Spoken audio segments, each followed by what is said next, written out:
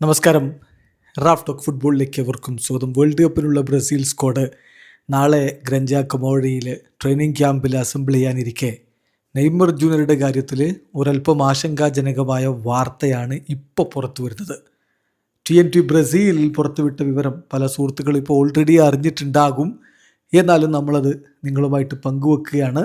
Neymar junior ബ്രസീലിൻ്റെ പനാമക്കെതിരെയും അതുപോലെ തന്നെ ഈജിപ്തിനെതിരെയുമുള്ള friendly മത്സരങ്ങൾ കളിച്ചേക്കില്ല. അത് അദ്ദേഹത്തിന് നഷ്ടമാകാനുള്ള സാധ്യത. അദ്ദേഹത്തിൻ്റെ കാഫ് ഇഞ്ചുറി നേരത്തെ കരുതിയിരുന്നതിനേക്കാൾ സീരിയസ് ആണ്. അദ്ദേഹം മെഡിക്കൽ എക്സാമിനേഷന് നാളെ വിധേയനാവും. ഗ്രഞ്ച കൊമാരിയിൽ ടെർസാപോളിസിലെ അവരുടെ ട്രെയിനിങ് സെൻറ്ററിൽ നാളെ മെഡിക്കൽ ടെസ്റ്റിന് വിധേയനാകും എന്നാണ് TNT സ്പോർട്സിൻ്റെ റിപ്പോർട്ട്. സംഗതി വളരെ വ്യക്തമാണ്. നെയ്മറുടെ പരിക്ക് ആദ്യം കണ്ട പോലെ അത്ര നിസ്സാരമല്ല.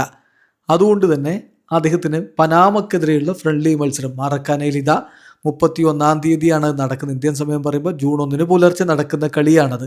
അത് ബ്രസീൽ ടീം വേൾഡ് കപ്പിന് മുന്നോടിയായിട്ട് സ്വന്തം ആരാധകർക്ക് മുമ്പിൽ ഒരു മത്സരം കളിച്ച് വിടവാങ്ങുന്ന മത്സരമാണ്.